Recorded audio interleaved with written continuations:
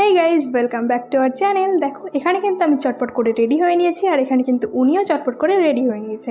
এখন কিন্তু আমরা একটু বেরোবো, আমরা যাব বাজারে। যেহেতু মাসের বেশিরভাগ সময়টাই বাড়িতে থাকে না, সেই জন্য কিন্তু আমাদের একসঙ্গে সেরকম কোথাও যাওয়া হয় না। আর আজকে যেহেতু বলেছে চলো তোমাকে একটু বাজার থেকে ঘুরিয়ে নিয়ে আসি, আর এই সুযোগকে হাতছাড়া করা যায়? শোনা মাত্রই তো আমি রেডি হয়ে গেছি আর বেরিয়ে পড়েছি কিন্তু দুজন মিলে বাজারের উদ্দেশ্যে।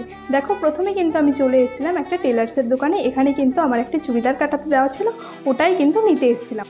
তারপর আর কি আমরা কিন্তু দুজন মিলে চলে গেছিলাম একটা ক্যাফেতে চা খাওয়ার জন্য। আর আমি ওকে এটাই বলছিলাম যে দেখো আমরা বাড়িতে কোনোদিনও চা খাই না, কিন্তু আমরা টাকা নষ্ট করার জন্য ঠিক চলে এসেছি ক্যাফেতে। তারপর আর কি দুজন মিলে চাটাকে শেষ করে দোকানে পেমেন্টটাকে দিয়ে তারপর কিন্তু আমরা বেরিয়ে পড়েছিলাম আবার আমাদের ময়ূরপঙ্খী নিয়ে।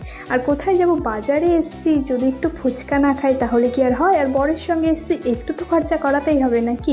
তারপর কিন্তু আমরা সোজা চলে গেছিলাম একটা ফুচকার দোকানে।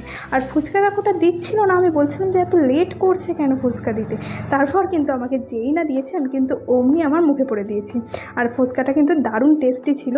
আর ও আমাকে বলছিল আর কত খাবে, চলো এবার। আমি বলছিলাম দাঁড়াও দাঁড়াও একটু শান্তি করে খেয়ে নিই।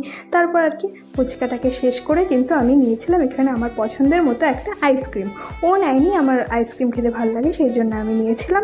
আর তোমাদের ভিডিওটা কেমন লাগলো অবশ্যই কমেন্ট করে জানিও। এখন টাটা।